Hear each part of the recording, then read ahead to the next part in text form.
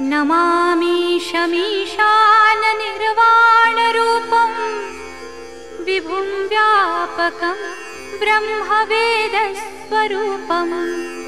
अजं निर्गुणं निर्विकल्पं निरीहं चिदाकाशमाकाशवासं भजेऽहम्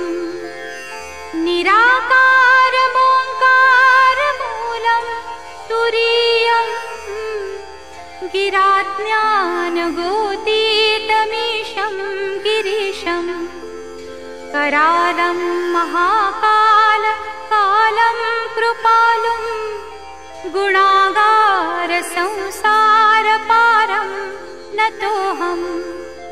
तुषाराद्रिसङ्काश गौरं गभीरं मनोभूतकोटिप्रभाश्रीशरीरं स्फुरन्मौलिकल्लोलिनी चारुगङ्गा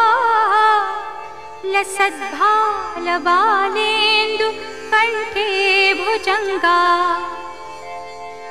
चलत्कुण्डलं भ्रूसुनेत्रं विशालं प्रसन्नाननं नीलकण्ठं दयालुं मृगाधीशचर्माम्बरं मुण्डमालं प्रियं शङ्करं सर्वनाथं भजामि प्रचण्डं प्रकृष्टं प्रगल्भं मरीशम् अखण्डं मजं भानुकोटिप्रकाशम् त्रयशूलनिर्मूलनं शूलपाणिं भजेऽहं भवानीपतिं भावगम्यम्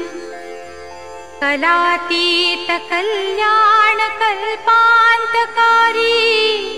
सदा सच्चिदानन्ददाता पुरारी